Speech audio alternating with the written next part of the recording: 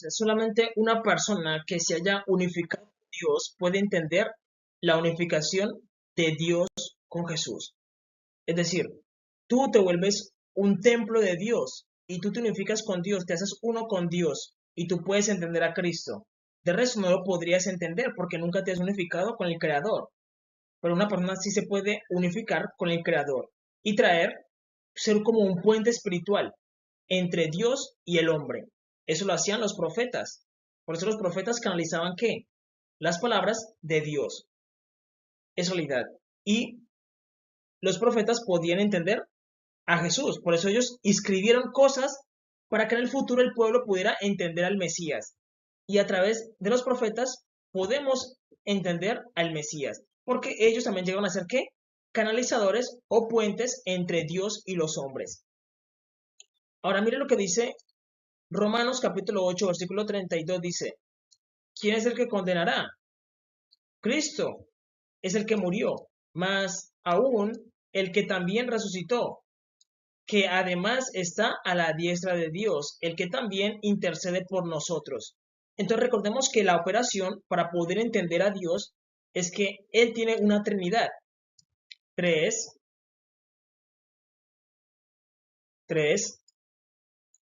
más 3 más 3 es igual a 9. El número de escala mayor, el 9. Y Él dice que Él es 1, que es el 10, que es 1, que es el 10. Entonces 1, 3 más 3 más 3, 9 más 1, 10. 10. Entonces Jesús lo que hace es volver a unificarse con Dios, porque dice que está sentado a la diestra de Dios.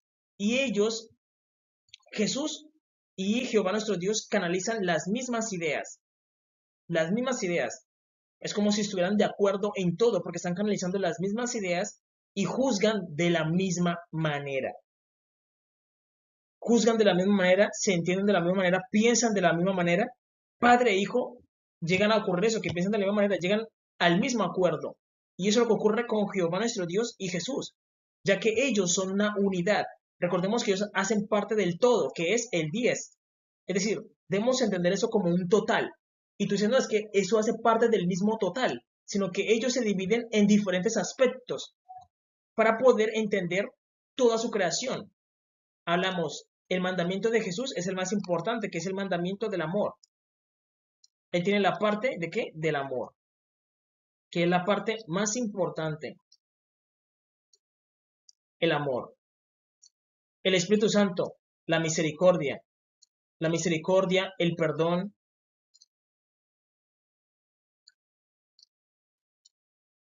misericordia. Y la parte de Jehová que es la severidad. ¿Para qué? Para poder juzgar todos los aspectos del hombre, todos los aspectos de su creación. Y aquí nos da un total de 9, que es el número con mayor elevación, ya que el 10 es literalmente el 1 y el 0.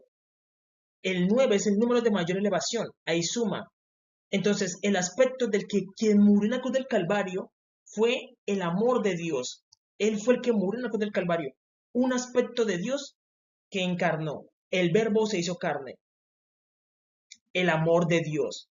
La misericordia vino después, en el día de la Pentecostés, y la severidad quedó aplazada. La severidad, Dios no va a ser más severo. Por eso, cuando Jesús nació, los ángeles dijeron,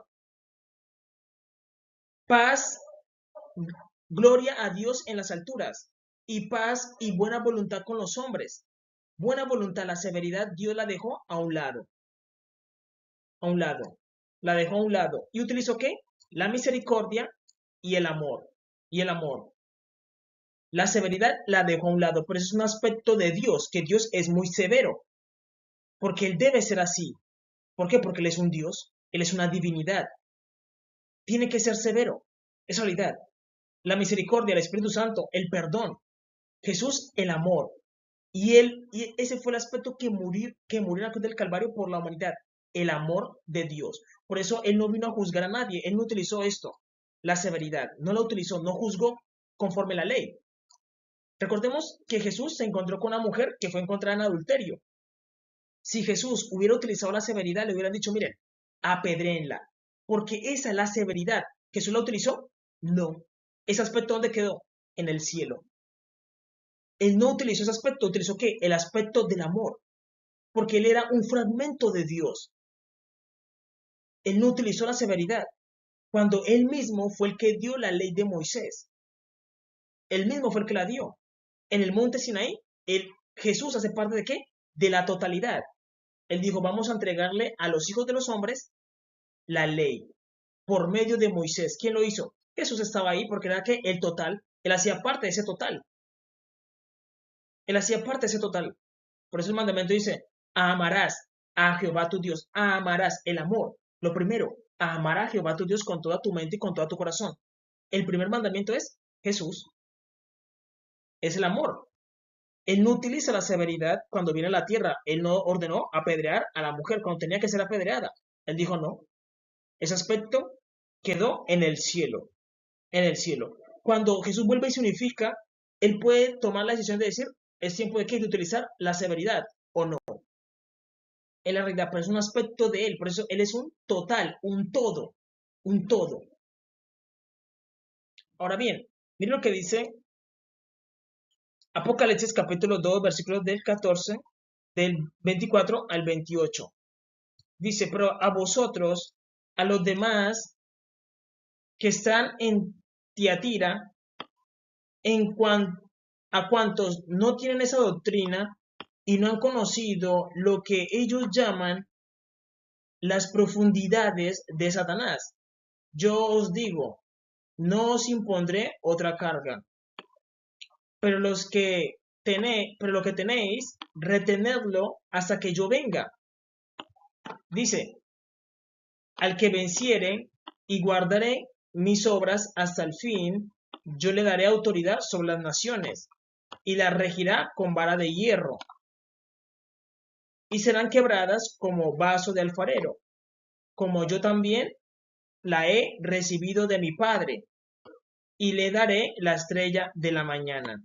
Recordemos que el Padre de Jesús es Jehová nuestro Dios. Él es el total. Entonces decimos que Él era el 10, pero como Él se desprendió de su Hijo, que era una tercera parte de Él, en el cielo queda literalmente ¿cuánto? 6.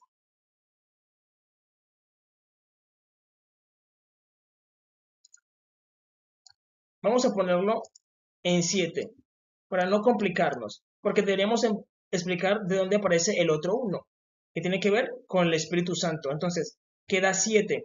Este 7, entonces Jehová nuestro Dios era uno con Jesús, que era el 10. Uno con Jesús. Jesús se desprendió del Padre, una parte, el amor. Y con Jehová nuestro Dios quedó que el Espíritu Santo, que es la misericordia, el perdón, y estaba que la severidad. Y formaban el 6. El 6. Pero con el Espíritu Santo, el 7. El 7. Siempre hay un grado de elevación. Elevación. Porque Dios no puede estar en el 6, ya que el 6 es un número de la carne, de la materia. Siempre hay un número de elevación que tiene que ver con el Espíritu. Entonces queda en el número 7. 7 más 3 es 10. Y por eso él dice, yo siempre soy uno, porque él siempre está pensando que en volverse a unificar. Siempre está pensando en volverse a unificar. Es realidad, por eso Jesús no se quedó en la tierra, sino que volvió a unificarse con Dios. Y ustedes deben saber de que Jesús cuando viene, ya él en su segunda venida, cuando él viene en su segunda venida, él ya no viene como el 3, simplemente como el amor. No, no. Ustedes deben saber que los judíos estaban esperando a un rey, estaban esperando a un faraón. Los judíos estaban esperando a una persona que fuera que tuviera misericordia y que fuera también severo con los enemigos de Israel. Están esperando una persona fuerte, autoritaria. Y así es Jesús. Sino que Jesús su primera vez vino en amor, una fracción de él, y dejó su otra fracción en el cielo, la misericordia y la severidad. Pero ya cuando Jesús venga, él va a venir como el 10, con todos los aspectos. En su segunda venida, él ya viene con todos los aspectos. Viene como el 10, con la severidad y la misericordia. Por eso dice que él va a regir las naciones con vara de hierro. Él viene como el 10, como el todo, integrando todo. Un hombre severo, misericordioso y amoroso. La severidad es para los enemigos de Jesús. La misericordia es para los que le aman. El amor para los que le buscan. La severidad para los enemigos. La misericordia para los que le aman. El amor para los que le buscan. Es realidad. Y él ya viene como el 10. Y por eso nosotros, si queremos, porque hay gente que quiere pelear contra Jesús, deben saber que estamos en una desventaja enorme. Nosotros no conocemos los ángeles. Los humanos hoy en día tienen el concepto de que los ángeles son humanos, pero eso no sería correcto. Porque si vemos el Vaticano pinta los ángeles como niños con alas o como humanos con alas. Entonces los ángeles no serían ángeles, sino humanos con alas. Los ángeles no son humanos, no son humanos. Los ángeles, esto es un serafín. Un serafín es una serpiente de fuego, un querubín, un león con alas.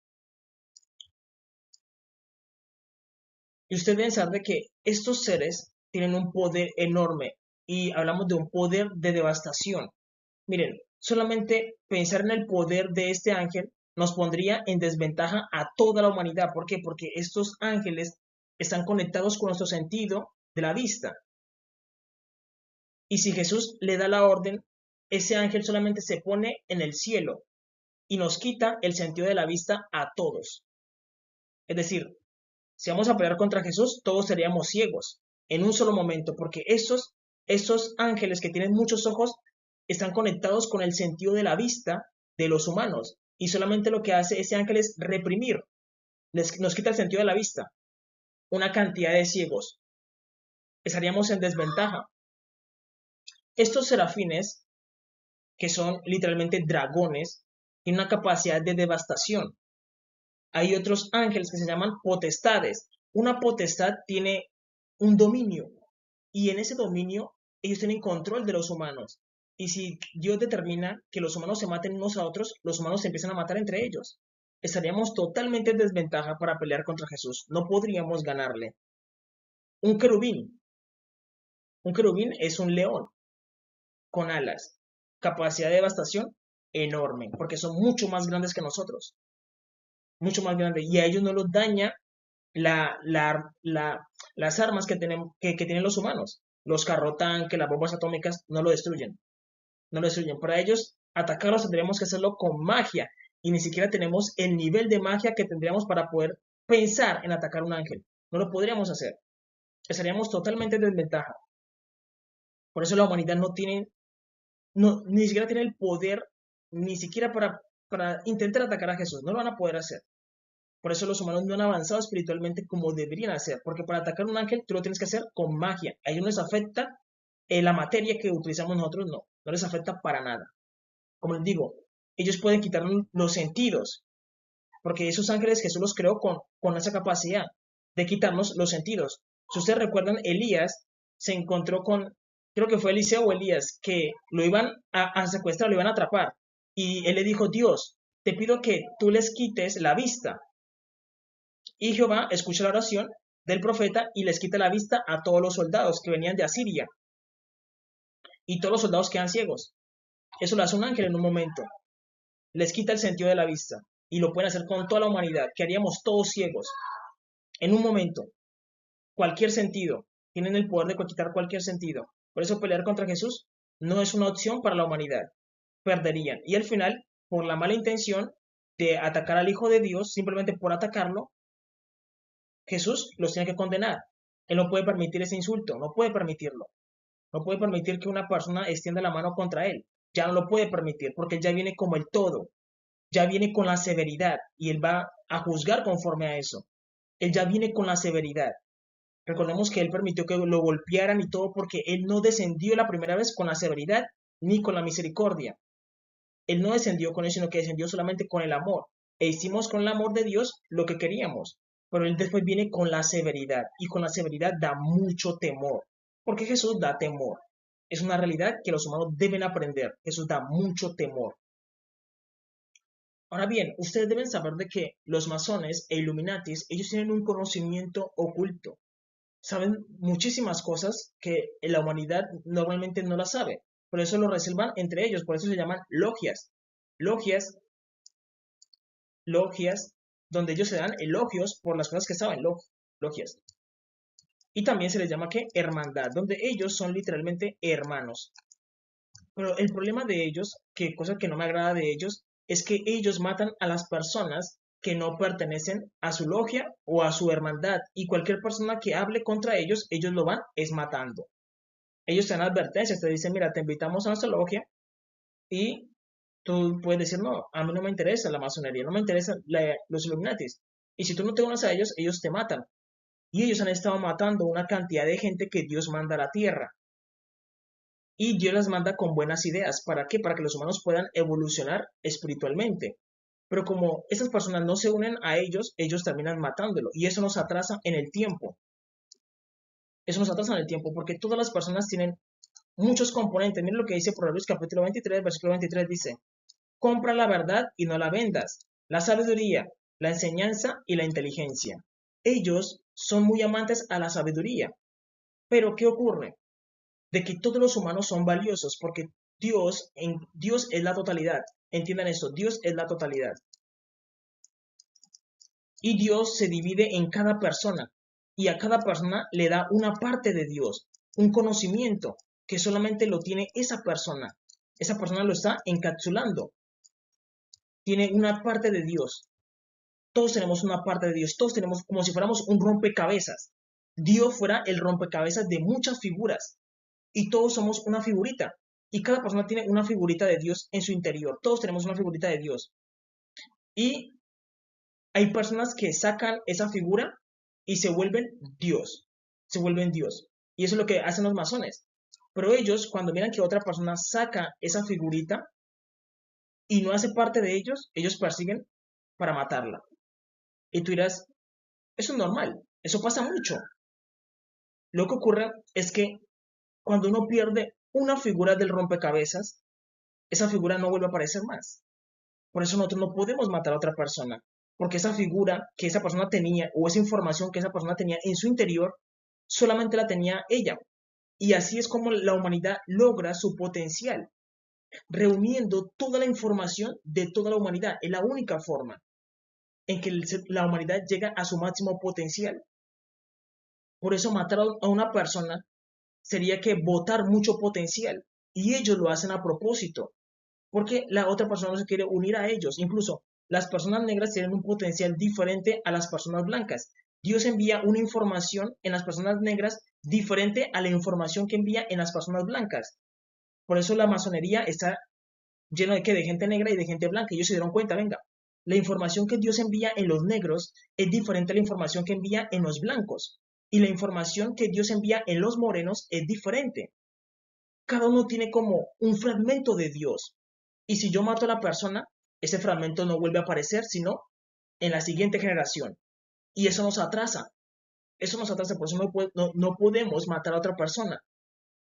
En lo posible es mejor evitar matar a una persona. Evitar. A menos de que la persona sea muy rebelde y Dios diga, quítenle la vida. Ya sea una orden de Dios y Dios lo que hace es darle esa sabiduría a otra persona. Es la realidad. Ahora bien, recordemos que eso le pasó a Caín. Caín mata a su hermano Abel. Y cuando él mata a su hermano, él mató el potencial de Abel que tenía que nacer muchísima gente de Abel. Y por eso Caín se desorienta. Y Caín, la descendencia de Caín se empieza a matar entre ellos. Por eso es que ocurre el diluvio. Porque cuando Caín mata a Abel, más o menos Caín tiene 20 años y Abel tiene más o menos 18 años. Entonces Caín era mucho mayor que Zen, porque Zen era un bebé, tenía un año, cuando Caín ya tenía, ¿qué? Por ahí 22 años. Y quien llena la tierra primero es Caín. Pero Caín se desequilibra, ¿por qué? Porque recordemos que el negro siempre representa, ¿qué? La severidad de Dios. El moreno representa, ¿qué? La misericordia de Dios. Y el blanco representa, ¿qué? el amor de Dios. Entonces, debemos entender que cada uno representa que un aspecto, y si yo mato ese aspecto, yo me puedo desequilibrar. Eso le pasó a los negros, se volvieron que muy severos entre ellos, porque solamente estaba que el aspecto de la severidad. Se rompió un equilibrio. Cuando yo mato a una persona, estoy rompiendo un equilibrio en el universo. Y esa persona traía un conocimiento aquí a la tierra. Por más de que la persona sea ignorante, hay que ayudarla a que extraiga ese conocimiento, porque va a ser útil para todos. O sea, todas las personas tienen un potencial, todas lo tienen, todos lo tienen, no podemos decirle que no. Esa persona se ve muy ignorante, no tiene nada, es falso, tiene un conocimiento enorme, sino que no lo ha extraído. Eso se puede extraer, a través del Nazareto se le puede extraer el conocimiento a una persona sin hacerle daño, sino que él mismo va desarrollando eso, lo va desarrollando. Y en su interior hay una chispa de Dios, hay una parte de Dios, como si fuéramos todos un rompecabezas. Dios es el gran rompecabezas y nosotros somos las fichitas de Dios. Y cuando las unificamos, formamos una figura y decimos, wow, ya podemos entender a Dios. Solamente entre todos podemos entender a Dios. Es decir, yo apenas soy un fragmento de Dios, pero con la totalidad de todos nosotros podemos entender a Dios. Por eso yo siempre no tengo que hablar, sino que también tengo que aprender a escuchar, porque si no aprendo a escuchar, me voy a perder la parte de conocimiento que está en ti, o está en la otra persona, o en la otra persona. Tengo que aprender también a escuchar y no solamente hablar. Es realidad. Y por eso pueden ocurrir desequilibrios. Y eso fue lo que ocurrió. Cuando Caín mató a Abel, hubo un desequilibrio. La balanza pesaba mucho. ¿Por qué? Porque Abel era un justo. La piedra de Abel era preciosa. Y la balanza pesaba mucho. Y tocaba volverla a equilibrar. Ahí es donde entra Jesús. Un justo por un justo. Jesús equilibra la balanza. Un justo por un justo. Caín mata a Abel, pero la descendencia de Abel mata a Jesús. Y eso equilibra la balanza. Eso nos permite tener que un justo por un justo, y eso vuelve y equilibra la balanza universal. Y permite que se integren otra vez esos aspectos de qué, de que tenemos que tener un equilibrio entre qué, entre el amor, la misericordia y la severidad. Debe haber un equilibrio. Y por eso es necesario que hayan personas negras, que son las personas severas, las personas morenas, que representan el amor, y las personas blancas, que representan ¿qué? La misericordia. Es la realidad. Ahora bien, ustedes deben saber de que los masones y los Illuminatis, ellos tienen un nivel de conciencia mucho más alto que una persona normal. Y ellos muchas veces se encargan de buscar a las personas para extraerles el conocimiento. Eso se puede hacer. Buscar a una persona y decirle, mira, hay un método para que tú puedas extraer tu conocimiento. Pero muchas veces esas personas no quieren unirse a los masones ni a los Illuminatis. ¿Y ellos qué hacen? Lo matan. Ustedes deben saber que Nikola Tesla, él tenía la intención de llevar electricidad a todo el mundo. Y él tenía un conocimiento, pero el conocimiento de él no vuelve a aparecer sino después de mucho tiempo. Dios no vuelve a enviar ese conocimiento hasta mucho tiempo. ¿Por qué? Porque Nikola Tesla no puede decir, yo nací con el conocimiento de la electricidad. Él no puede decir eso, ni siquiera nadie puede decir eso que él decidió nacer, porque Dios es el que nos envía. Dios nos envía. Es realidad. Pero entonces, digamos, una persona como tú no va a volver a aparecer sino por allá en mucho tiempo, con el conocimiento tuyo, no tú, sino con el conocimiento tuyo. No va a aparecer sino por allá en el futuro. Entonces, al matar a Nikola Tesla, eso que hizo nos atrasó mucho en el tiempo. ¿Por qué? Porque él nos hubiera avanzado en el tiempo, ya que él que tenía conocimiento de la electricidad. ¿Ha aparecido otra persona como Nikola Tesla? No, nos atrasaron mucho en el tiempo. En cambio que Nikola Tesla, ¿qué hubiera hecho? Nos hubiera avanzado en el tiempo. Si hoy en día tuviéramos electricidad en el mundo, tendríamos más información compartida en el Internet. Compartiríamos mucha más información. Tendríamos más conocimiento. Y por eso es importante cada persona. Cada persona. Pero Nikola Tesla, ¿qué fue? Fue víctima de la avaricia de ciertas personas. Y eso lo hacen los masones de manera que consciente. Lo mismo pasa con Jacobo Greenberg. Si hoy en día tuviéramos las enseñanzas de Jacobo Greenberg, las personas fueran que más habilidosas con la mente. Y eso es lo que necesitamos, gente más habilidosa con la mente. Pero ellos se encargan de qué? De perseguir a las personas y de callarlas o de matarlas. Ellos literalmente son una espada de doble filo. Si trabajas para ellos, bien. Si estás en contra de ellos, buscan para matarte. A mí no me pueden matar. ¿Por qué? Porque a mí me protege una profecía bíblica. Mientras la profecía bíblica me proteja, ellos no me pueden hacer nada por más de que lo intenten. Soy consciente de que han hecho brujería, han hecho muchos ritos para callarme, me han hecho propuestas. De todo eso soy consciente. Es realidad. Pero para mí ellos son un peligro para la humanidad. Ellos son malos, son muy malos. Ellos se protegen entre hermanos, pero entre ellos mismos se mienten. Entre ellos mismos se mienten. Porque como les digo, se necesita la totalidad para poder alcanzar el potencial de la humanidad. Necesitamos la totalidad. Es decir, sin el conocimiento de ella y sin el conocimiento de él no podemos avanzar. Sin el conocimiento de ella tampoco. Sin el conocimiento de él, sin el conocimiento de ella. Necesitamos el conocimiento de todos para poder avanzar espiritualmente, ya que todos tienen algo que aportarle a la humanidad. Unas personas más que otras, pero hay un potencial en todos. Como les digo, todos hacemos parte de una totalidad. Por eso decimos humanidad, humanidad. Somos uno, de un todo. Es realidad. Por más de que nos engañemos, Dios me ha dado sabiduría para entender. Pero no puedo negar que yo necesito también la sabiduría de otra persona, escucharlo. Porque Dios puede enviar información a través de él. Pero si yo me niego y me vuelvo egoísta diciendo, es que yo ya lo sé todo, ¿para qué? ¿Para qué busco a otra persona? Escúchame a mí. Yo me vuelvo que soberbio. Mi sabiduría se pierde, se daña. Pero yo tengo que aprender a escuchar a los demás. Decir, no, es que miren, es que el de allá, un método, claro. Dejarse crecer las uñas también sirven. Pero ¿quién me lo enseñó? Él. ¿Quién lo hizo? Dios por medio de él. Todos tenemos un potencial y tenemos un conocimiento de la mente que solamente la tiene esa persona. Es decir, tú dices, no, es que yo sé algo solamente tú lo sabes, porque Dios lo envió solamente en ti y tenemos que escucharte a ti. Si un ejemplo, tú lo dices en televisión y hubo una gente que se ofendió porque a los masones no les gusta que uno diga esto en forma pública para todos, porque ellos dicen, no, es que el ocultismo es solamente para unos, por eso es ocultismo. Y si alguien lo dice en televisión, lo busca para matarlo. Y si esa persona dijo ese secreto a nivel público, luego ¿qué hacen? Lo buscan para matarlo. Es realidad. Y si lo matan, el conocimiento se perdió porque murió. Lo tenía la persona, ya no nos puede contar más acerca de eso. ¿Qué era lo que más tocaba hacer? Ya que se perdió el conocimiento. Lo mismo pasa con Nicolás Tesla. Él nos hubiera adelantado en el futuro en la electricidad. Todavía seguimos que atrasados pensando que en cables. Estamos atrasados. Él nos hubiera que adelantado. ¿Por qué? Porque Dios lo envió con esa misión, con ese conocimiento. Nicolás Tesla no eligió vivir, ni siquiera eligió los dones. ¿Quién los envió? El creador. Él nos hubiera que adelantado. Todavía seguimos con cables. Estamos atrasados en tema de qué? De energía, de electricidad. Estamos atrasados. Él nos hubiera adelantado. ¿Qué nos ocurrió? La envidia, el egoísmo, lo mataron. Y eso nos atrasa a todos. Porque luego tiene que aparecer otra persona como Nicolás Tesla. ¿Para qué? Para que nos avance. Es realidad. Ahora bien, ustedes deben saber de que el infierno es real y es creado por Jesús. El infierno fue creado por Jesús. Nosotros debemos entender de que Jesús es el creador y solamente Él puede crear.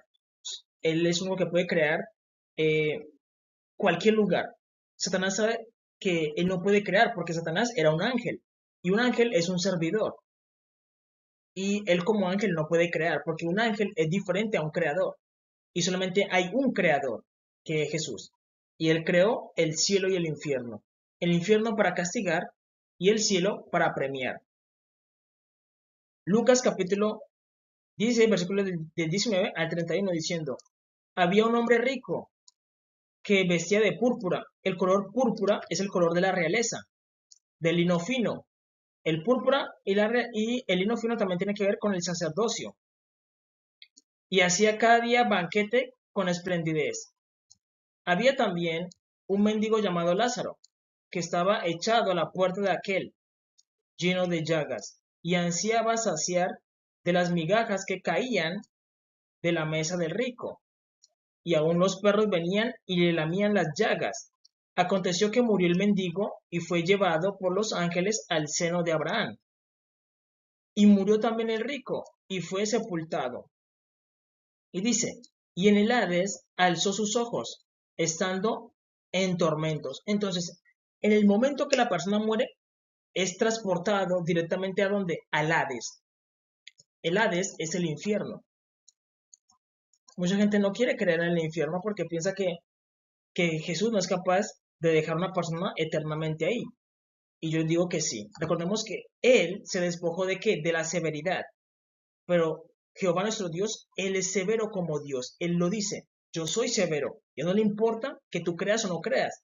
Porque al final vas a despertar allá si te condenas. Si te salvas, así creas o no creas en el cielo, vas a ir al cielo. Así funciona esto. Eso es inevitable. En realidad, no importa si no crees o... Porque el infierno no tiene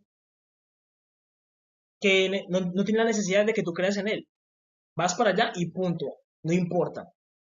Él dice, estando en tormentos, le vio de lejos a Abraham y a Lázaro en su seno. Entonces él, dando voces, dijo, Padre Abraham, ten misericordia de mí, y envía a Lázaro para que moje la punta de su dedo en agua y refresque mi lengua. Ustedes saben que la petición del rico era agua, tenía sed. Eso sería que una petición que tú harías si estarías allá y sentirías mucha sed. Agua, quieres refrescarte, sentía calor, está pidiendo agua, es una petición lógica. Dice, porque estoy atormentado en esta llama. Pero Abraham le dijo, hijo, acuérdate. Entonces aquí vemos que la conciencia lo invita a ¿qué? A recordar. Aunque en el tormento va a ser muy difícil recordar. Recordar. Acuérdate, dice, acuérdate. Recordar. Dice, acuérdate que recibiste tus bienes en tu vida y Lázaro también males, pero ahora este es consolado aquí y tú atormentado allá. Recordemos que el rico, que es ese que está atormentado, él era muy rico, pero él era malo, era perverso porque tenía a su prójimo ahí enfrente, en vez de decirle, oye, estás enfermo, ¿verdad? Le traigo los mejores médicos para que lo curen y que se siente conmigo a comer, coma. No va a pasar nada, no me voy a enfermar por comer con él al lado, coma. Pero él nunca lo hizo. Entonces, muchas veces yo puedo llegar a pensar, Dios me ama tanto que tengo mucha comida, mire cómo soy bien vestido. Pero yo estoy mostrando maldad en mi corazón, dejando morir a la persona que está ahí al lado mío. Es ahí al lado mío. Yo no puedo dejarlo morir enfrente mío. No, eso no puede ocurrir al lado mío. ¿Por qué? Porque Dios me lo demandaría. Y eso es lo que ocurre. ¿Por qué el rico termina en el Hades? ¿Por ser rico? No. ¿Por qué? Porque él es una persona perversa. Estando bien vestido, tiene comida en la mesa y tiene a su prójimo enfrente y no es capaz de ayudarlo. Y Dios mira que esa persona no es digno de nada. Y por eso Dios lo dejó que comiera todo lo que quería. ¿Por qué? Se iba a condenar. Él estuvo todo el tiempo viendo a su compañero. ¿Te parece que eso es una buena persona? Es una mala persona. Si tú dices, venga, no, yo no podría ver una persona ahí pidiéndome comida y sufriendo demasiado. Yo por lo menos, aunque si yo de pronto puede pasar que la persona tenga prejuicios de decir, bueno, es que está enfermo, de pronto me pega la enfermedad, listo. Cojo un plato, le sirvo, coma ahí, coma. Y uno le puede preguntar por qué es así, qué le pasó. Pero se ve que el rico no hizo eso, sino que podemos caer en la ilusión de que Dios, gracias porque soy bien vestido, tengo buena comida, gracias porque tú me cuidas. Y a él, Dios te dio el pago, tú eres malo, por eso estás ahí, pobre. Entonces podemos caer en esa ilusión. Y Dios dice, tú como eres el que estás arriba, tienes el deber de ayudar al que está abajo. Y por eso eso es lo que le señala a Abraham, le dice, acuérdate, dice, acuérdate que recibiste tus bienes en vida y Lázaro también males, pero ahora se cruzó, este es consolado aquí y tú atormentado. Además de todo esto, una gran cima está puesta entre nosotros y vosotros, de manera que los que quieren pasar de aquí a vosotros, no pueden, ni de allá para acá. Entonces debemos saber que lo que hacemos en vida tiene consecuencias eternas. Entonces le dijo, te ruego, pues, padre, que le envíes a la casa de mi padre. Él ya empieza a pensar en los demás, ya que recordó él empieza a pensar en sus hermanos. Dice, porque tengo 5 hermanos, para que le testifique, a fin de que no vengan ellos también a ese lugar de tormento. Él, al final, se puede entender de que él no es una mala persona, que eso ocurre con el fuego saca lo bueno de ti. Él en el tormento decide decir, venga, duro está que ese castigo. Abraham, por favor, predícale a mis hermanos para que ellos no vengan acá, se siente horrible, porque mis hermanos eran similares a mí. También eran ricos y hacían lo mismo. Ve y predícales, por favor, a Abraham. Mira lo que le responde Abraham. Y Abraham le dijo, a Moisés y a los profetas tienen, óiganlos. Él entonces dijo, no, padre Abraham, pero si alguno fuese de entre los muertos, se arrepentirán. Mas Abraham le dijo, si no oyeren a Moisés y a los profetas, tampoco se persuadirán si alguno se levantare de entre los muertos. La conclusión de Abraham está diciéndole que venga, así una persona venga y se te parece como un fantasma y te diga, ¿va a ser al infierno? La persona no va a cambiar. Eso es lo que está señalando Abraham. Entonces, él vuelve y le insiste, a Moisés y a los profetas tienen. ¿Qué le está diciendo? Léanlos. Le está diciendo a los que están vivos. Ustedes escuchan la parábola, escuchan esa historia que contó Jesús. Perdón, no es una parábola. Eso no es una parábola. Está cerca de las parábolas, pero es una historia real que Jesús la cuenta. Entonces, decimos, ¿ustedes están escuchando la historia que contó Jesús? ¿Una historia real? Escuchen entonces también a Moisés y a los profetas. Escuchen a Moisés y a los profetas mientras están vivos. Es la única opción. Porque Abraham está diciendo, no, por más de que una persona vaya y se le levante entre los muertos y diga, yo vengo de los muertos y hay un gran tormento, arrepiéntete. Dice que esa persona no se va a arrepentir. Porque muchas veces el corazón de la persona es muy duro. Entonces, ¿qué ordena él? Que lean a Moisés y a los profetas. Génesis, Éxodo, Levítico, Deuteronomio. Leer la escritura. Usted pensar de que Jesús es el creador. Recordemos que él tenía otros aspectos. Él es el aspecto del amor, pero también está que el de la misericordia y el de la severidad. La severidad se utiliza para hacerse respetar. Jesús se tiene que hacer respetar porque él es un Dios de dioses. Por eso los demonios le tienen tanto miedo, porque él creó el infierno. Presten atención a esto. Miren lo que dice Mateo capítulo 25, versículo 41, dice, entonces dirán también a los de la izquierda, apartados de mí, malditos, al fuego eterno. La gente cree que no es eterno el fuego, pero Jesús dice, sí es eterno. ¿Para quién es? Preparado para el diablo y sus ángeles. Es decir, Jesús creó el infierno con la intención de que fuera preparado para quemar al diablo, para castigar a sus ángeles también. Pero como los humanos siguen al diablo y a Satanás, también hay que quemar a los humanos. Y Jesús dice, esto es eterno, yo no estoy jugando con ustedes, es decir, yo no fui a la cruz del Calvario simplemente a jugar. Yo lo que les digo es serio. Y cuando Jesús juzga, él da mucho temor. ¿Por qué? Porque a él no le tiembla la mano de echar humanos al infierno, no le tiene miedo a eso. A mí personalmente me da duro juzgar un caso de esos. Pero Jesús lo hace y él es implacable. Vida eterna a vida eterna. Por eso él utiliza la severidad. La severidad es que tú y ya. Pero él también puede utilizar ¿qué? El amor. O también utiliza la misericordia. Pero entonces en el día del juicio él no utiliza ¿qué? Ni el amor ni la misericordia, sino solamente la severidad. Quien es vida eterna, vida eterna. Los de condenación eterna. Y punto. Y aquí está diciendo que Jesús lo preparó. Es decir, Jesús mandó a hacer el infierno con la intención de quemar al diablo y sus ángeles. Pero ahí también dice que a humanos, porque eso es lo que está diciendo. Miren lo que dice. Juan capítulo 5, versículos del 22 al 23 dice, porque el Padre a nadie juzga. ¿Quién es el Padre? Jehová nuestro Dios dice, yo no los voy a juzgar. No, sino que todo el juicio dio al Hijo. ¿Quién es el Hijo? Jesús. Él los va a juzgar. Dice, para que todos honren al Hijo como honran al Padre. El que no honra al Hijo, no honra al Padre que le envió. Entonces, el juicio quedó en manos de Jesús. Y él sabe juzgar.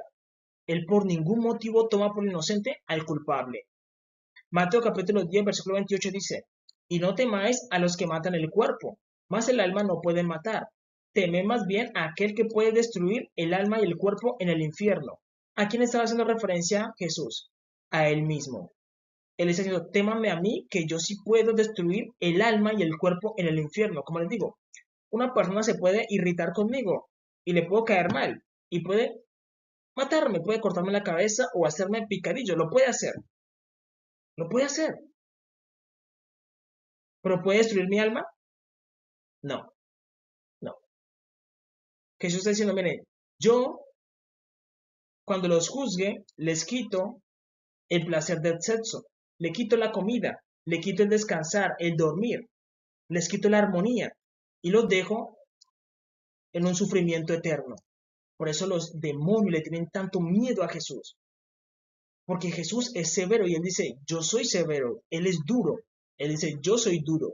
¿En dónde? En la totalidad.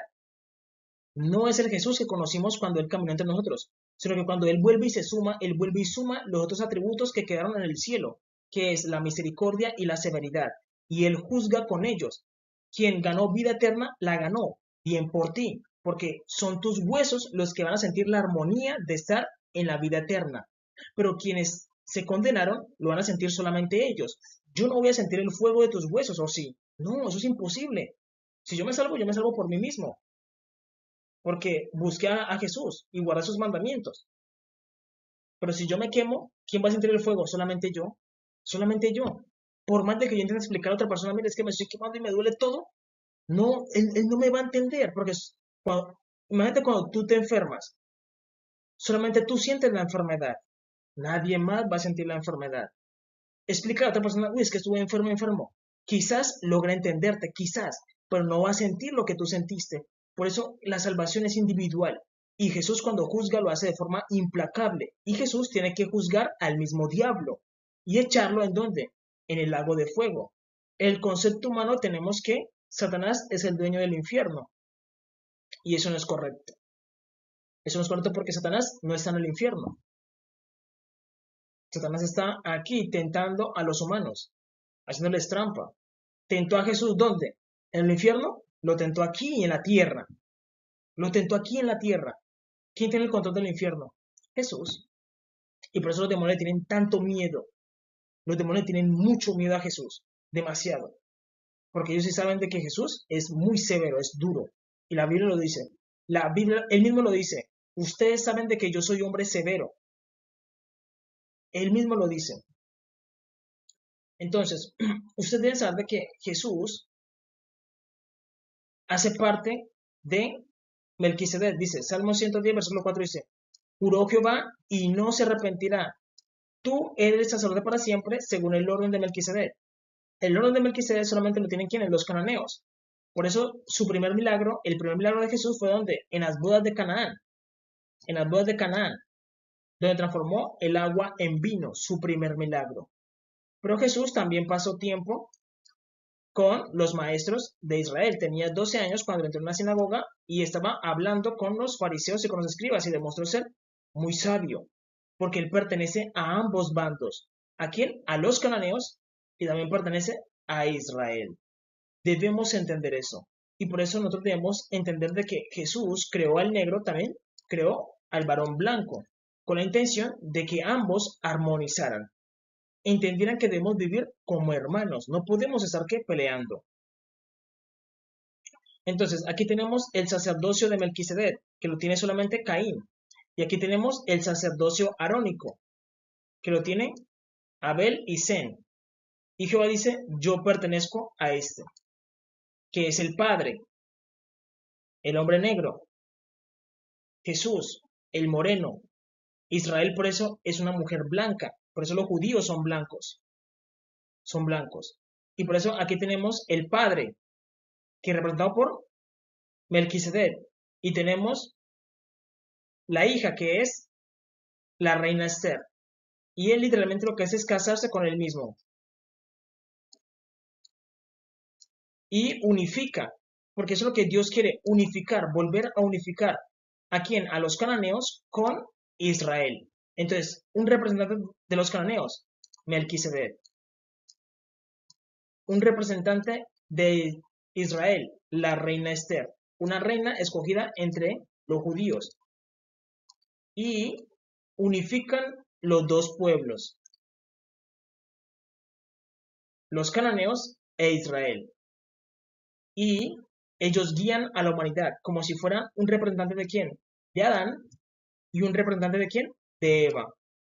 Y Adán era un representante de quién? De Dios y Eva un representante de quién? De Dios. ¿Y ellos qué hacen? Guían a la humanidad. Debemos entender que la intención de Dios siempre es que volver a unificar a la humanidad. Esa es la idea. Y nosotros muchas veces con nuestros prejuicios, con los prejuicios que tenemos, el racismo, lo que hacemos es que dividir a la humanidad. Pero Dios quiere volver a unificarla. Y por eso es necesario que limpiemos nuestros corazones de todo prejuicio. Esa es la idea. Y nos miremos como una unidad. Recuerden que estuvieron escuchando Asilo. Mi deber es advertir y advertidos están.